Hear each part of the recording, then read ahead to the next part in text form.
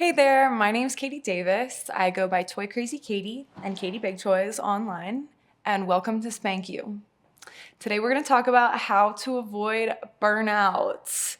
It's the term on the tip of everyone's tongue because it can feel like we're always outrunning it. Let's acknowledge that content creation is really like 4 full-time jobs. There's the actual performance, there's the admin, there's promotion across all of the social channels, and then you have to actually manage your OnlyFans DMs to make money. That's so much for one person to handle. So with all of these demands, it can feel like we're constantly on the train to Burnout Island. Strategic emotional management can sometimes be the only way to mitigate inevitable feelings of burnout. So let's say you're already on Burnout Island. How did you get here? What are your triggers for knowing that work has become too much? For me personally, I end up in burnout when I don't have a workflow or a routine that works for me. I've had to learn my best workflow strategies to be able to sustain the kind of output that keeps me feeling good, energized, and productive. I'll often find myself in burnout from a lack of innovation. I feel bored. Or I didn't invest enough in my self-care and I didn't celebrate my wins enough. In this video, I'm gonna talk about workflows, I'm gonna talk about boredom and innovation, and I'm gonna talk about self-care and celebration. Know yourself and find a workflow that works for you. Me personally, I have a lot of trouble with transitions. I can't do a bunch of tasks in a day. I prefer to block out my days of the week with one objective. So I'll do admin, I'll do promo, I'll do content creation, and I'll prepare myself for a dedicated day of each of those. Some people prefer a 9-to-5 workday. I prefer days and days of 24/7 focus, and then I get a nice chunk of time to just forget about it all. Prep is key. I do brainstorm days, I do organization days, and I do execution days. If I'm preparing to shoot, I'm writing down my scripts, I'm writing my time codes, all of the different angles and shots that I'll need. I've laundered my clothes, I've cleaned my toys, I've organized my space. So when I'm actually on set, I don't have to switch between my producer hat and my performer hat. I'm just in the moment, focusing on how it feels. I've also prepared logistics for the day. What am I gonna eat?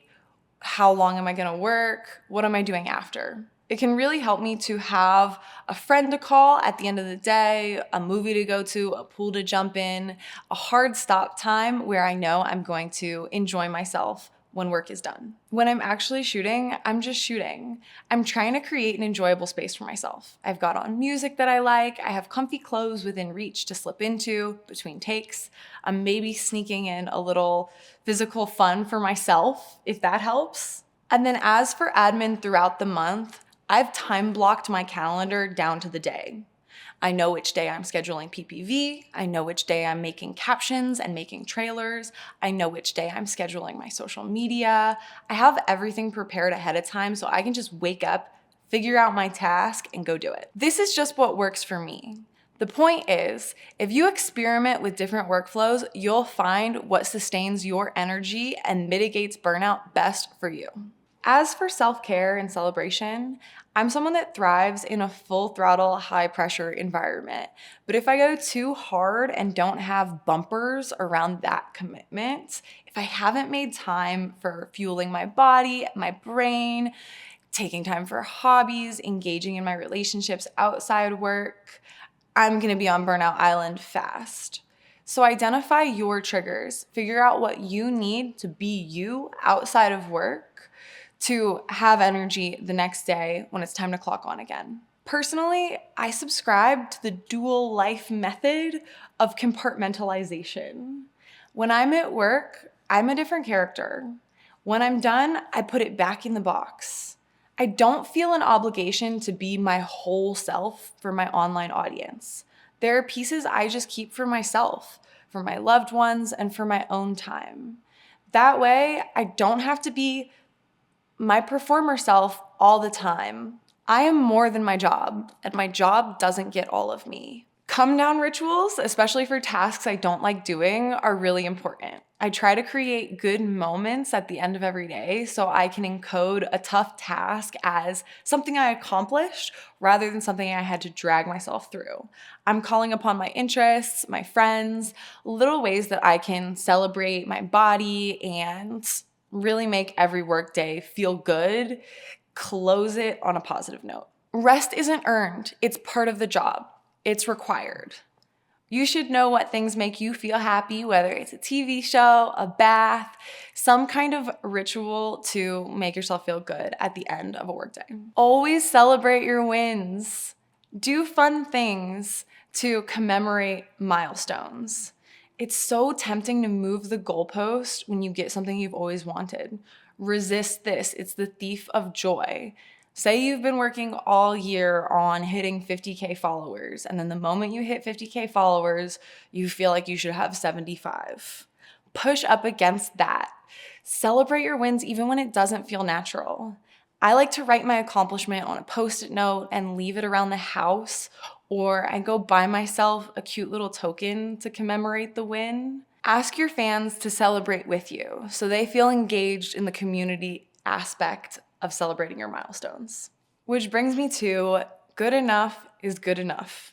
Press pause on your inner saboteur, congratulate yourself on another day done.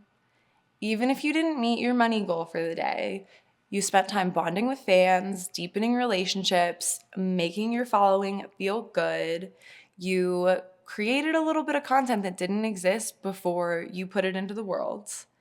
Try to do a little something every day and congratulate yourself on another day well done. Now, for boredom and innovation.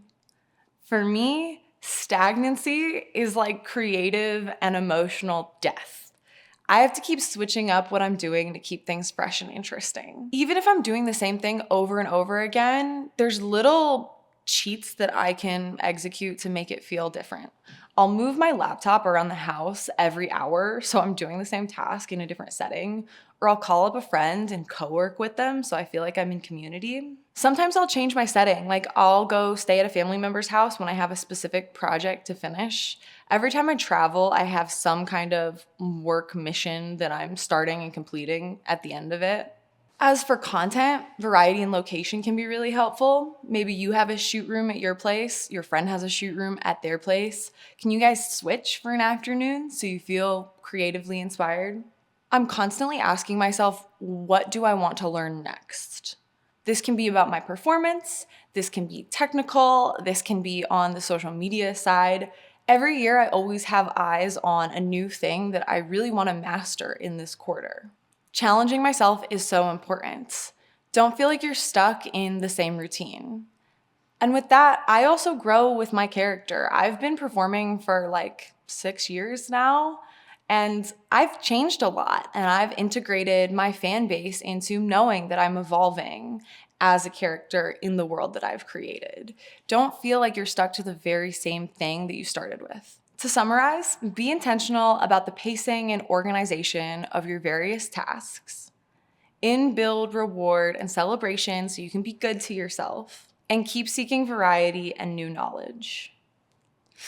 My name's Toy Crazy Katie, Katie Davis, Katie Big Toys. This was SpankU, and thank you so much for watching.